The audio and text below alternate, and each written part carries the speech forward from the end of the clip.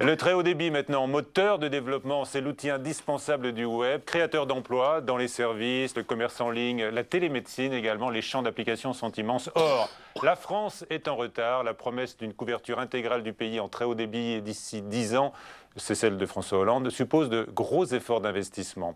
Florence Thomazeau. Le très haut débit pour tous d'ici à 10 ans, c'est l'engagement de campagne de François Hollande que le gouvernement promet de concrétiser dans les prochaines années. Ainsi, la moitié des Français devraient bénéficier du très haut débit en 2017.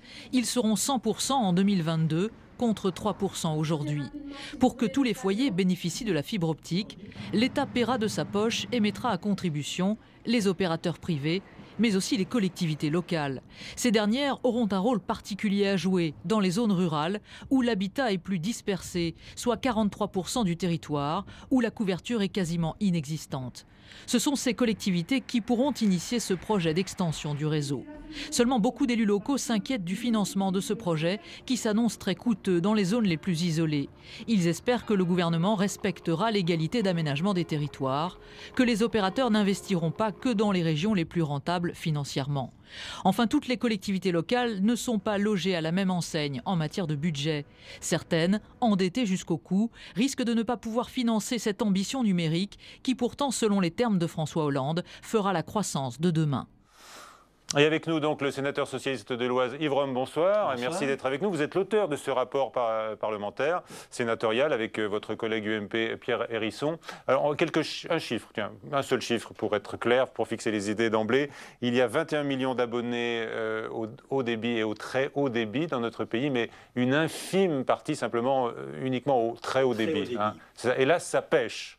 Mais la France a pris un retard considérable en matière d'infrastructure et par voie de conséquence, en nombre d'abonnés, dans la mesure où les choix antérieurement arrêtés par le précédent gouvernement avaient confié aux opérateurs les zones les plus rentables, là où existait déjà un très bon débit ADSL, et par voie de conséquence, la migration ne s'est pas opérée. Ce qui fait qu'aujourd'hui, il existe au cœur de nos grandes villes, et notamment à Paris, de la fibre qui a été déployée et qui n'est pas utilisée. Qui n'est même parfois pas proposée aux habitants des immeubles.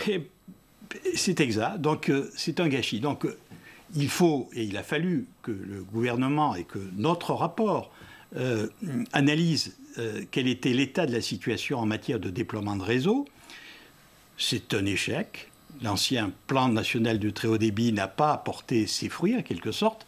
Et donc, dans notre rapport, nous avons à la fois constaté ce retard et cet échec. Qui est préjudiciable à l'économie de notre pays, je le disais. Aujourd'hui, toute la valeur de l'économie se crée massivement autour du numérique.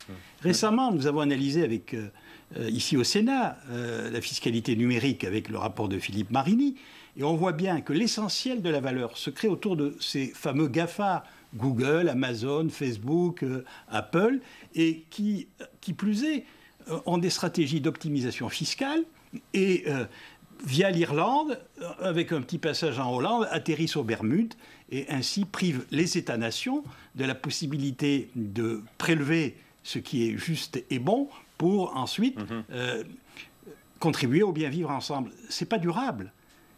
La part du numérique initial, c'est quand même d'équiper le pays.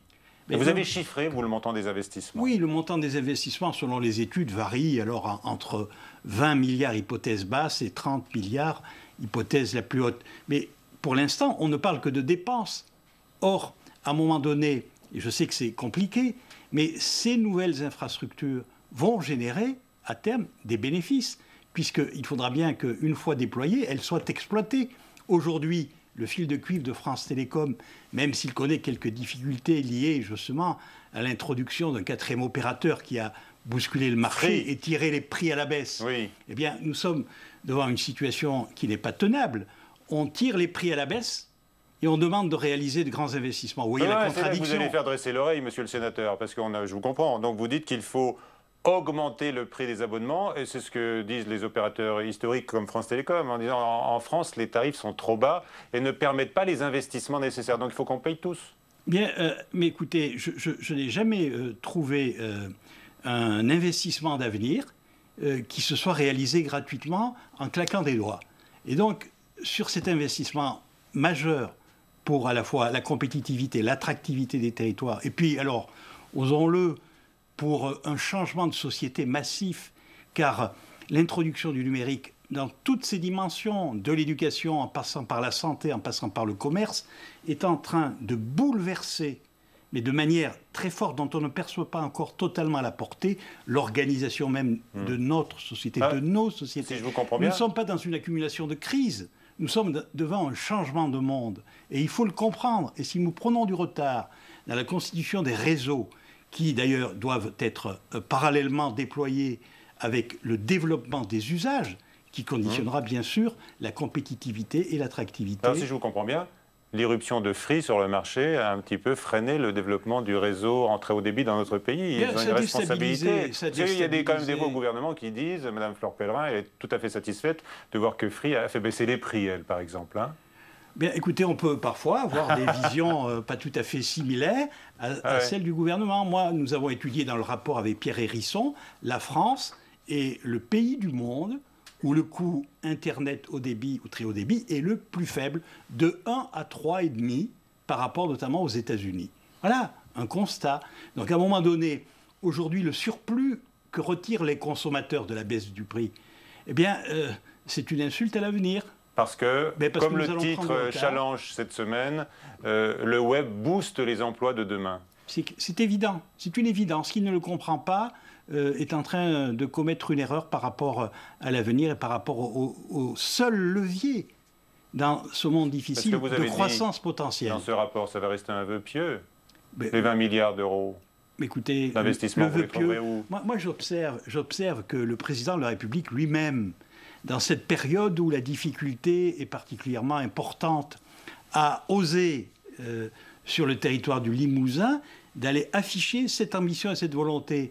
Je constate avec plaisir, même si le chemin n'est pas complètement éclairé, que le gouvernement et plusieurs dizaines de ministres sont allés aujourd'hui à Cergy-Pontoise plaider pour cette cause.